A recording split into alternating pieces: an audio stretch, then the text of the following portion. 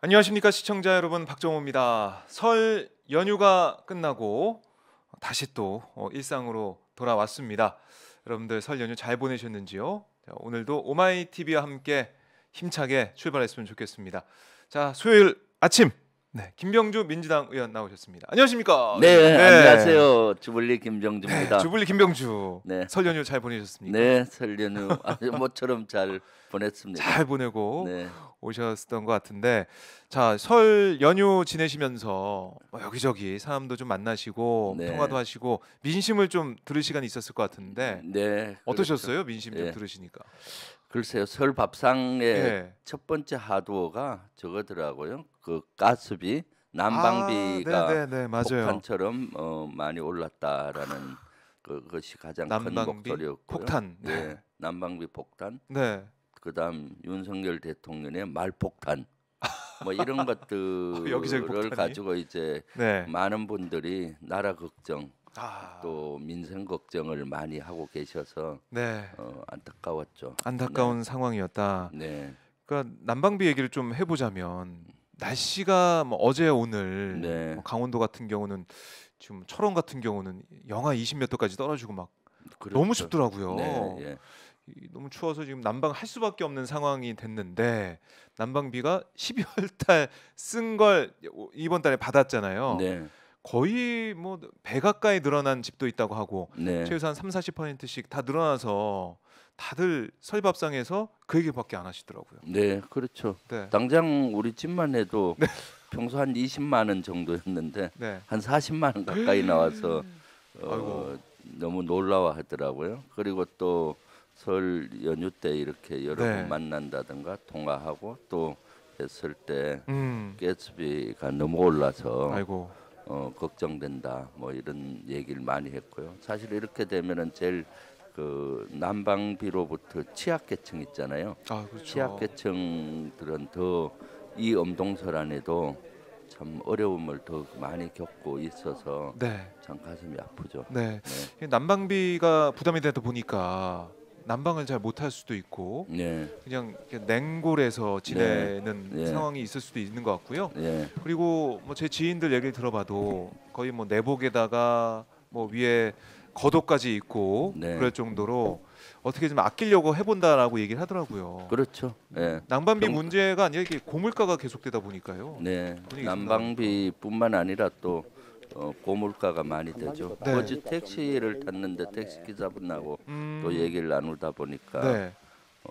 다음 달부터 또 택시비가 많이 오른다고 얘기를 하시더라고요. 회의 시작하겠습니다. 네, 뭐 2주 만에 기본 원내 요금은 대책 천 회의를 네, 가지는 것 야간에는 같습니다. 한 2,000원 정도 오른다고 이렇게 말씀하시면서 택시 기사분들은 2, 3월 달은 또 택시비가 오르면 잘 안 된다고 걱정도 초반에는. 하시더라고요. 그렇네요. 그러니까 지금 물가가 천정부지로 뛰고 있어서 서민들 생활이 너무 어려워지고 있죠, 사실은. 네. 그래서 이 난방비 문제부터 해서 민생 문제에 대해서 이번에 설 연휴 때 잘 들을 수가 있었어요.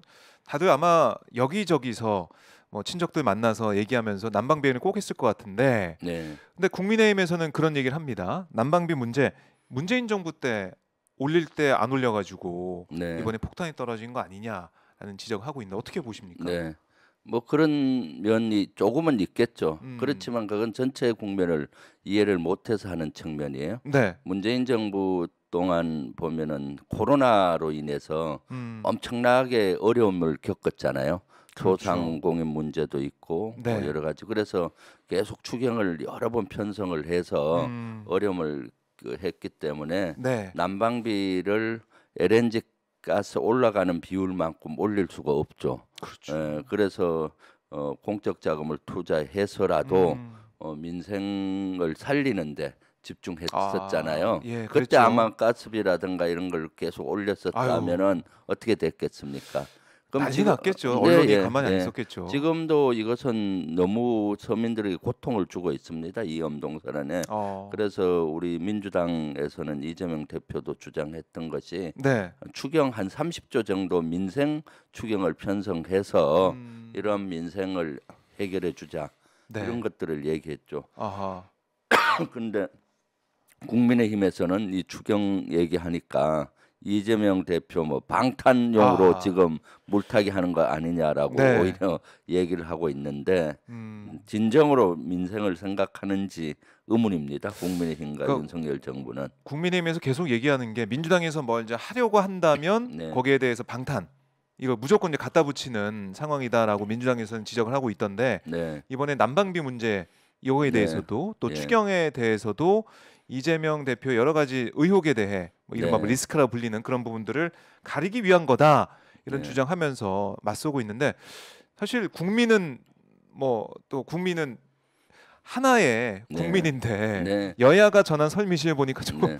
다른 얘기를 하고 있어서 이것도 좀 헷갈릴 것 같아요. 그렇죠. 이렇게 경제적으로 어려운 것은 문재인 정부가 아니라 네. 사실은 우크라이나 전쟁으로 인해서 촉발됐잖아요. 그래서 가스비라든가 석유값도 네. 여러 가지 물가가 그때부터 오르기 시작하고 공급망 문제가 생기면서 세계가 경제적인 여러 가지 어려움에 봉착이 있는 것이죠. 그렇죠. 그러면 현재 윤석열 정부가 들어와서 그런 것들을 적극적으로 아.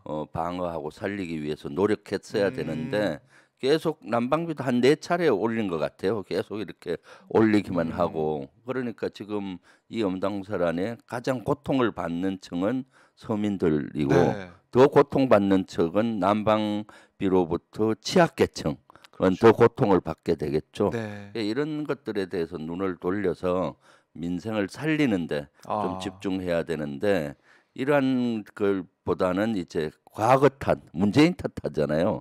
그러니까 계속, 예. 네, 원인을 내부에서 찾고 현재에서 찾아야만이 해결이 되는데 문제를 과거에서 찾고 문재인 정부 탓으로 돌리니까 네. 해결을 못하는 것이죠. 아. 그래서 우리 당에서 주장하듯이 지금은 연초긴 하지만은 네. 이러한 추경이 좀 편성이 필요하다고 봐요.